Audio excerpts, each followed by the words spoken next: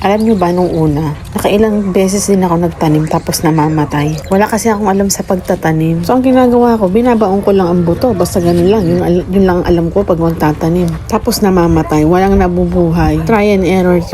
Hanggang nga sa nanonood ako sa mga group ng Facebook, sa page ng Facebook, sa mga about gardening. Na dapat pala yung lupa ay pinapataba muna bago taniman. Ang texture kasi dito ng lupa sa lugar ng asawa ko ay mabuhangin. Bukod sa mabuhangin, matigas pa at saka acidic. Tapos may part din siya na maklikas. Sobrang tigas kapag tag-init. So nakailang sako din ako ng tain ng manok para ihalo sa lupa. Siguro hindi lang 20 sako. Tapos nakasiguro 5 sako din ako ng magnesium calcium na hinahalo din sa lupa. At talagang doon ko lang na-realize na hindi mataba ang lupa dito sa lugar ng asawa ko kasi bago sa tagal-tagal ko dito na tapos nagkukultivate ako ng lupa, wala akong nakitang ni isang bulate. Siguro nakakita lang ako ng bulate siguro nung 4 years old na yung panganay ko, 2 years old yung bunso kong anak.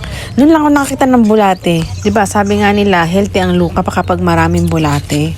Hanggang sa noong 2004, nag-start na ako magtanim-tanim at tuwan-tuwa naman ako kasi nakabuhay na ako ng kamote, ng sitaw, ng alokbati, ng saluyot. Yung mga cravings ko na gulay na pwedeng itanim dito, yun ang mga tinatanim ko talaga. Kasi nga hindi nga ako nakakauwi ng Pinas tapos bibihira lang, iilan lang or konti lang na supermarket dito yung may makikita mo na may nagtitinda ng alokbati, ganyan, sayote, sitaw. Dito nga sa lugar ko, walang sitaw, walang sayote akong nakikita. Yung ipon ko na pupunta lang sa kakabili online ng mga gulay, na mga gusto ko, ng mga cravings ko.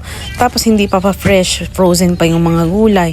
Plus, mas mahal pa yung shipping kaysa yung items na binili mo, di ba? Kaya kahit noong una wala akong hilig sa pagtatanim, ay talaga namang nahiligan ko na kasi iba pala yung feeling kapag kayong nakapagpabuhay ka tapos during harvest time na, iba yung saya talaga. At yung mga anak ko, kung happy ako, mas happy din sila kasi excited sila kapag namumulaklak na, kapag nagbubunga na, lalo-lalo na kapag kayong harvest time na, iba yung saya nila, excited talaga sila. Pagkagigising sila dito na sila diretso sa taniman, tapos sila pa yung una nagsasabi, oh mama, namulaklak na si ganito, oh mama, may bunga na si ganito, lalo na yung bunso ko.